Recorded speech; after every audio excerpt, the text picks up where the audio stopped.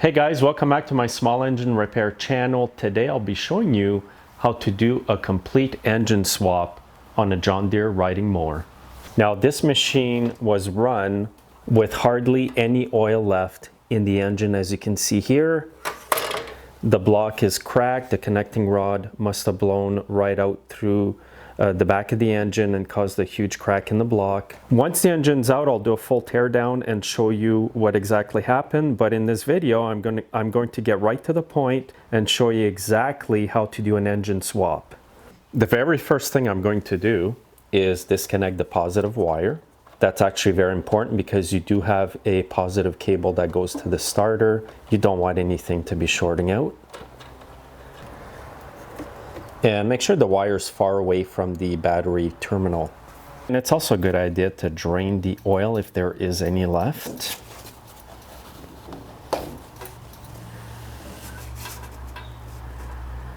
Next, I'm going to disconnect the positive wire here that goes to the starter.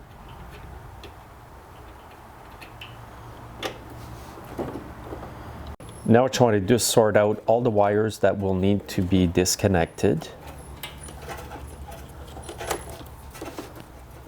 Okay, so disconnect any plugs from your machine that go to the engine. Now on this tractor here, I will disconnect the fuel supply right here. And I'm going to use some fuel line pliers just to squeeze the line so the fuel doesn't keep leaking out.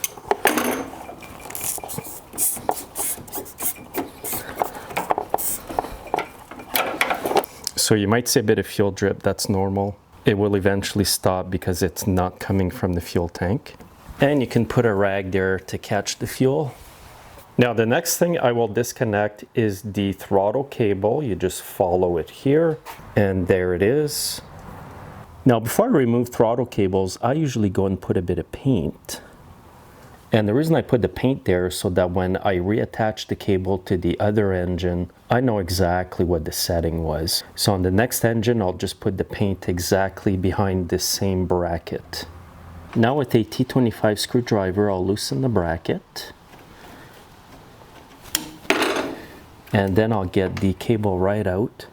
And there's a Z-bend at the end of the inner cable of the throttle cable. So you're gonna have to like pry it and pull.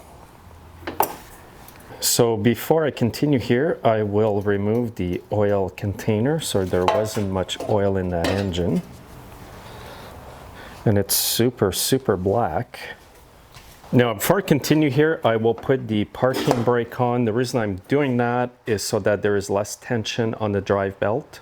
And by doing that, it makes it easier to remove the pulley with the belt on it. So first of all here now, what I have to do is remove the deck belt from the engine pulley. To do that, just reach underneath here, get the belt over the belt keeper right here, and then you can just get the belt off. You don't have to remove it from the deck. So now just keep the deck belt out of the way like that. The next thing I'm going to do is remove the front arm that holds the deck. So I'm just going to get this little pin out, and it's easy to get out. You just kind of pry it and pull out. There's a small washer. Now what I usually do is just hold the deck with one hand to release the pressure on that front bar, and then just drop the deck.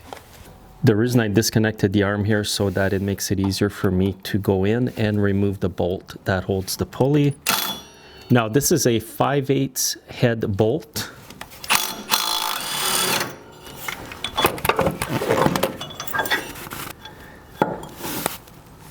So now there's 4 bolts that hold the engine, 2 at the back, 2 at the front, and you'll need a 5/8 socket.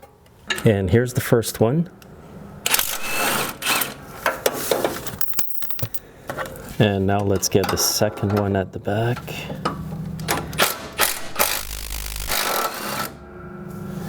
The impact works great for this, guys. Yeah, the other 2 bolts will be at the front here. There it is. So you go right under here and up. Same thing on the other side.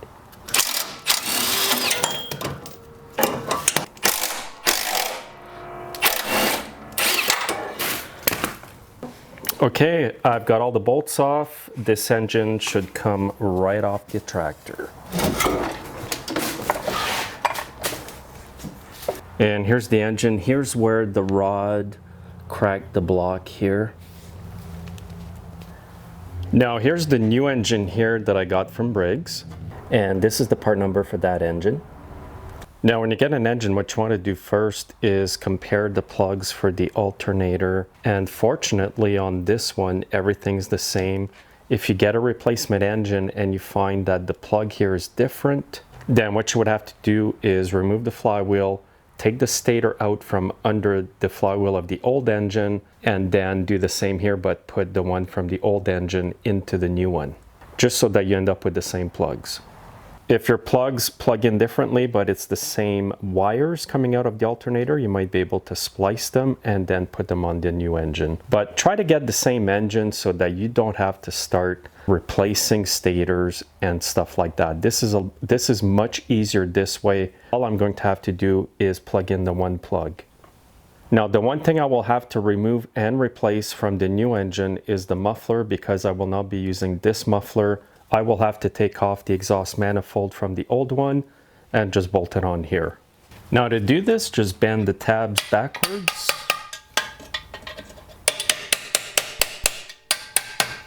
And you'll need a 1/2-inch socket. And then you'll need to remove the 3/8 bolt right here.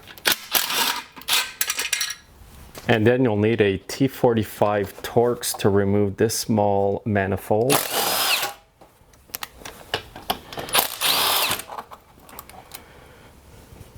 Now the old engine has some 1/4-inch Allen screws, bolts.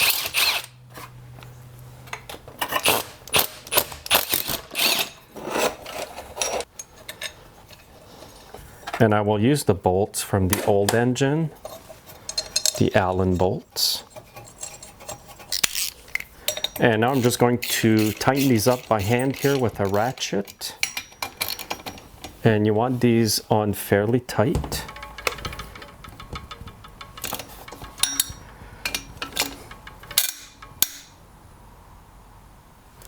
And that's good.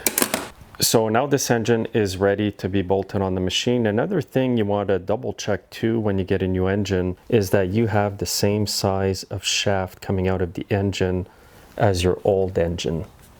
Very, very important. And now I'm going to slide that engine in there. And when you slide the engine in, you want to make sure that the exhaust pipe goes right in the muffler hole. Now I'm going to reconnect the wires here. Now this plug over here, I did not need to unplug that in the first place. I'm just going to plug it back in. There was actually just one plug coming out of the engine, and it only goes on one way here. And I'll connect the cable that goes to the starter.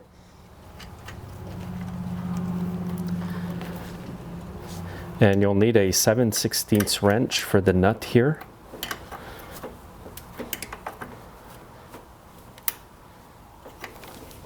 Okay, before I continue guys, I want to let you know these engines come with no oil in the engine, so I don't want a repeat of what just happened to the old engine. So the first thing I'm going to do now is put some oil in the engine. The oil that I use is 10W30, and you can also use straight SAE 30 oil also. Now these engines take about 2 liters of oil. This one does have an oil filter. So once I start it up, I will double check the oil again because it does go down a bit after it gets in the filter. Now I'm going to put the engine bolts, and I do recommend to use a bit of Loctite on them. I'm using the Loctite 248. You can use the 242. And I'll be putting in these bolts by hand. I will not be using the impact. So I just got to line up the engine a bit here. And these are self-tapping holes. There's no threads in these. So basically, as I tighten up the bolt, it will make its own threads in the aluminum block. And what I'll be doing here is starting all 4 bolts. And what you want to do is tighten them up evenly. And I'll start the next one over here.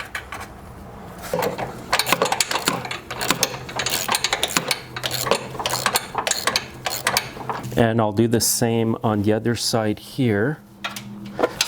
Now I don't have the torque specs for these bolt guys, but use common sense. If you put the Loctite on the bolts like I did, they should never come off. So put them on fairly tight.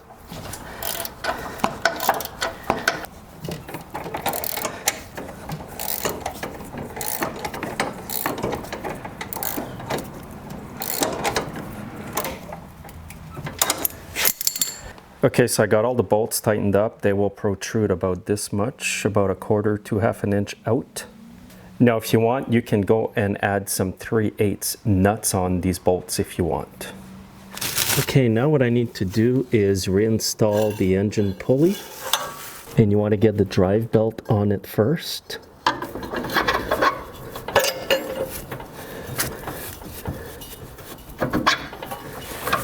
Now what you need to do is turn the pulley until the key matches the keyway on the shaft.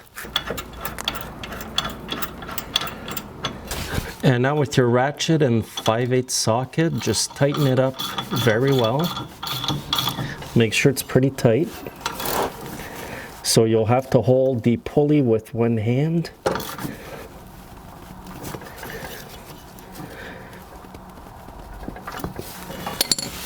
Once you have the bolt on, get the deck belt on the pulley.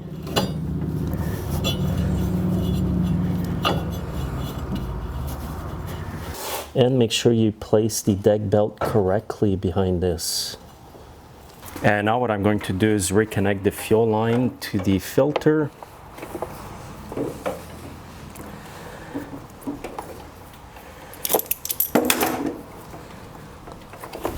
And I'll get that clamp on there.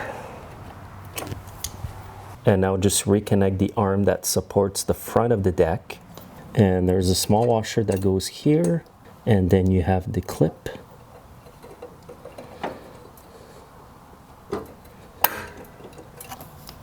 And the very last thing to do is to reconnect your positive wire on the battery. Now the last thing to connect here is the throttle cable. I just about forgot that. So before hooking up the throttle cable, I had to take this part off the old engine.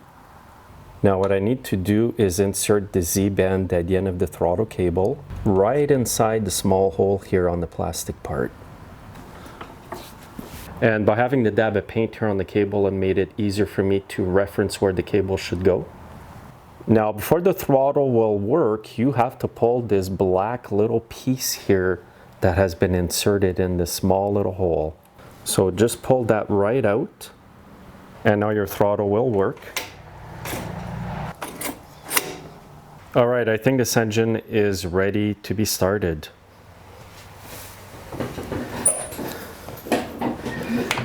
Choke.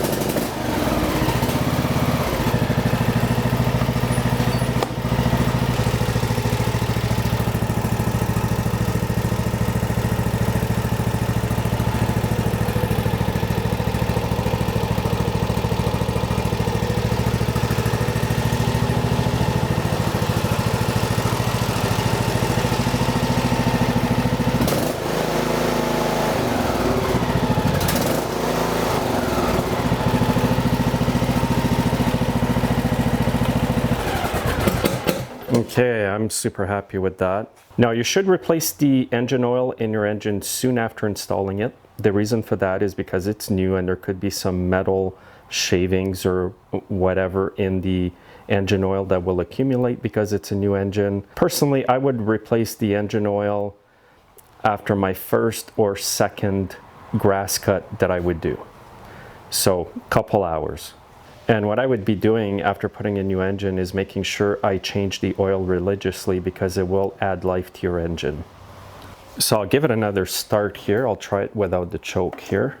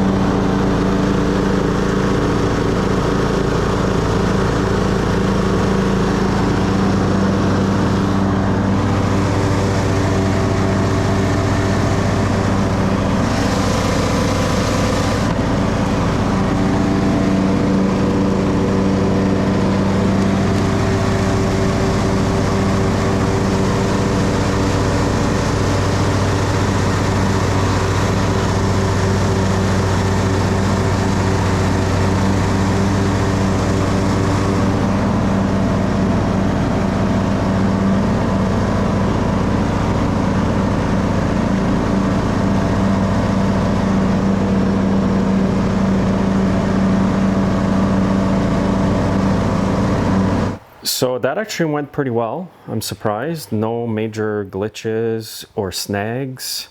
The biggest part was actually taking the muffler off and putting the exhaust pipe. Those were the major changes. Everything went pretty smoothly. And since I had all the right plugs here, that really made it much quicker. If you don't have the right plugs, as I mentioned, you have to swap out the alternator from one, put it in the other, and it does add a bit more work. And after you've added the oil and it's gone through the oil filter, you want to check the level again. So you want the oil to be in these serrated marks here, and it's perfect. And I'll make sure to tell the customer to replace their oil soon after using it. So you guys may be wondering, how much did this engine cost and was it worth doing? Well, in Canada here, this engine is just under $1,000. Then you have taxes on top of that, which are 13%. The reason we decided to go ahead with this repair is this machine is around $3,000 to replace here in Canada. Right now, you cannot find these machines at Home Depot or the dealers in my area. And since the machine was in relatively good shape, the owner decided to go ahead. And then of course you have your labor and the oil that you added in there. As you see, the machine is in relatively good shape. The paint's peeling, but this happens on all John Deere machines. I'm just going to throw a coat of paint on there to make it look new again. But if your machine's in good shape like this, it's definitely worth doing, and doing with another Briggs engine as well. And this is a hydrostatic machine, and it does have the metal transmission, not the cheaper plastic ones that you will see in these newer machines. So definitely, I think it was worth doing. The customer's happy, and he'll be happy to have it back with a new engine. So as you saw, guys, it's not hard to do. If you enjoyed the video and it's helping you out, please like it and share it with your friends, and make sure you're subscribed. Have a great day.